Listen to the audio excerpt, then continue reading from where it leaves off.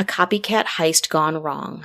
I'm Rebecca Lieb. I'm Jason Horton. And this is Ghost Town.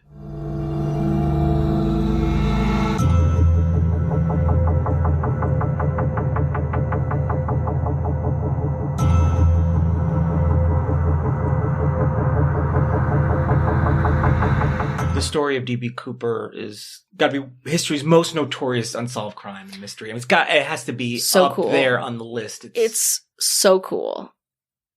Because it's theoretically successful as far as anyone knows. Well, it's successful in that he got money and he left the plane. Like, what more do you need, I guess, in success in that, like, he's never been found. The money has really, there's some bills that were recovered, I believe, but not even close to all of them. The rumors surrounding him and his whereabouts, even his gender, it's like, yeah. It's all a mystery, and I think that's what makes it so special as far as like mysterious, because it's a true crime, but not in the sense that nobody was murdered. Yeah. But also there's the sexy parts of it where it's like, you know, the plane and like keeping the stewardess there and all the money and also obviously the iconic drawing of his face, like all of that lends such a fun air of mystery to it. And you're right, no one died. I mean, maybe D.B. Cooper did. Who knows if he... I'm going to pretend like he I'm going to assume that he is, at least is or was alive and well. Yeah. Listen, if you did all that and you got away with it, you deserve it. Keep the money. Agreed. And call into us. With that, you have copycats. Mm-hmm. Copycats aren't always as successful as the people that they see that they're like, wow, this person did it and seemingly got away with it. Mm-hmm. You know, if D.B. Cooper was like caught, they might be like, nah, I don't know if I'm going to copycat this. In 1980, specifically, Glenn K. Tripp, he was one of those copycats. He attempted to follow in D.B. Cooper's footsteps at the Seattle airport and hijack a Boeing 727 Northwest Flight 608 headed to Portland. It's a short flight. Again, like D.B. Cooper, one and done. But I also have empathy for this person because, yeah, I would do it. If you see someone and you kind of have like, you know, conspiratorial delusions, you'd be like, that worked. Let's do it. It's like prison escapes, like Alcatraz, like escaping from Alcatraz. There's people that escape from Alcatraz. You don't know what happened to. Yeah, but they did it. They did it. You know, some people say they probably drowned. I choose to say they're hanging out with D.B. Cooper and they got a timeshare in Boca. The Rattan. Yeah. Glenn K. Tripp, he claimed to have a bomb and his demands were $100,000 and 2 parachutes. Mm-hmm. And according to Check6.com, it's easy to feel sorry for these guys, said Marcia Roberts, who was a flight attendant aboard the hijacked plane. She says the boy, who was 17, was telling us how bad his life had been, how nothing had ever gone right for him. Mm-hmm. The stewardess slipped 3 Valiums into his drink. Whoa. And the plane never actually took off. Listen. That's amazing. Oh my God. Yeah, I don't know why this isn't a movie or at least a short segment. film. Yeah, just give me a little bit. Because that's like, whoa, we're not even going to take off. In fact, slipping this into your drink, we're going to take care of this right here on ground. We also know the Valium was flowing. Ooh, it was just around. Like, it's just kind of like everyone. I mean, that was the time, you know? If you weren't on Valium, you were like, it's like, chill out. You know, the ashtrays were right in the armrest, too. Oh, hell yeah. One of the most terrified I've ever been was that my brother, who has a pilot's license, took me up in a Cessna, and there was an ashtray in the plane's door. So you're like, this is the new plane. Okay. So after 10 hours, and obviously the Valium kicking in, he changed his demands. Oh.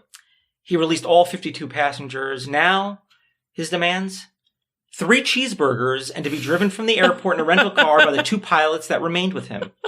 But like a sweet rental car. And like cheeseburgers, he's like, let me tell you something. Uh-huh. Extra pickle. Don't skip Please, on the medium pickle. rare, do not fuck with me. Sesame seed bun. Yeah. That's me. That's my hijacking. 10 hours on Valium, you might go from... 3 I also want to say that it was 3 Valiums. 3 Valium right? and 3 cheeseburgers. The ratio to Valium to cheeseburger is very impressive. Very impressive. The FBI negotiator, Ron Boehner, he said the cheeseburgers would take a while. Why? Seattle has a no cheeseburger rule like this. Tripp it's a different time. had responded, forget the cheeseburgers. You said before you get the plane, and you didn't. So you'd better get the car. This is your last chance. This does sound like a 17-year-old where it's like, and I don't like my mom or my stepdad. When the car arrived, Tripp exited and was captured by 3 FBI agents hiding under the plane. He held onto the briefcase, which supposedly held the bomb, was taken away. In the suitcase, a jacket. Oh, what if it gets cold? Yeah. You ever think about that? Valium chill? I got the Valium chills. He was convicted of first-degree kidnapping and extortion, sentenced to only 20 years probation. So it's a lot of probation, but it's still... It's a whole lot of probation. But he's also 17, so he can't be convicted as an adult yet. So that's actually like... I think I maybe understand that.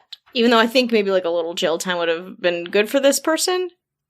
I think it definitely would have, because he comes back for more. Oh, no. Oh, yeah. Why am I so lenient on these people? No, this is He comes back for two. more cheeseburgers. 3 years later, Aww. January 20th, 1983, he tried hijacking the same flight as it approached Portland International Airport from Seattle. Instead of a suitcase, he had a shoebox, which is definitely, that's scary. It's a downgrade. Yeah, but it's scarier. Yeah, well, yeah, it's like, what, anything, honestly, even when I was like in kindergarten, I'm like, what is in that shoebox? Yeah. Is it a diorama or my death? No. It's always kind of like proof, or like when you just like go through an old shoebox and you're just like, oh, this is bad. Yeah, totally. It's never like, oh, here's $1,000. No, you people don't store thousands of dollars in shoeboxes. You store finger bones. Yeah. And all he wanted, though, is to be flown to Afghanistan after complaining that the U.S. was not helping his people, and he had not been able to see his wife and child there, and claimed to have been in prison for the last 10 years. Obviously not true. Yeah. Are you starting to maybe piece together the state of mind of this person? Yes, definitely. Yes. So that's definitely a thing as I was going through. So really the system failed him after that first try. I can't speak for what was going on as I was only 30 in 1983. But the conversation of therapy is like, no, buck up. And unfortunately, that's kind of like a lot of people, at least growing up, and, the idea of going to therapy or seeking help or, and even those therapies aren't always successful. Granted, but sometimes the idea of therapy it's a waste, it's quackery. People are going to think you're, a nut. Yeah. Whatever the case may be. So it might have come in handy. Who's to say? What's going to make people think that you're an even bigger nut is hijacking a plane twice. And saying, hey, listen, I need to see my family they're in Afghanistan. I have the shoebox to prove it. At 4:30 p.m. after a 3-hour standoff, he agreed to unload half of the 35 passengers, which I gather is he wasn't looking to hurt anybody. I don't know what which is kind of a redeeming quality of this story. I don't know what the end goal would be if things went differently, if he succeeded. What was the next move? I don't know. That's not really super clear. But he exited the plane via the exit ramp. 2 FBI agents were standing on top of each other's shoulders. They climbed through the cockpit window. And according to a July 1983 article from the New York Times, at that time, the captain allowed for the security door to the cabin to be opened. Immediately, an agent appeared and confronted the subject, who at the time approached the door holding a box. Pretty scary. Yeah. And he's like, not the age makes a difference, but now he's 20. So there might be an air of kind of like, this seems like more of a credible threat. Not to say that age has really anything to do with it, but... Sure, yeah. The agent immediately yelled, "Freeze, FBI." Classic. Yeah. At the time, the subject made a sudden motion as if to throw the box, and the agent fired one shot, killing Glenn K. Tripp. And I never really found a lot of information on him, of news articles or audio or anything like that, but I did find one news clip that's part of a bunch of other news clips that we're going to play right now. I'm Tracy Berry. The drama in Portland is over, and the hijacker who seized an airplane with 41 people aboard at Portland's International Airport is dead. The passengers have been released unharmed. Authorities now say that the man, whom they still have not identified, hijacked the Boeing 727 shortly before 2 o'clock this afternoon as it descended to Portland's airport. The hijacker claimed to have a bomb inside a shoebox and was demanding that the pilot fly that plane to Afghanistan. Well, for 2.5 hours, the plane sat on a remote runway of the airport with FBI agents negotiating from outside the plane.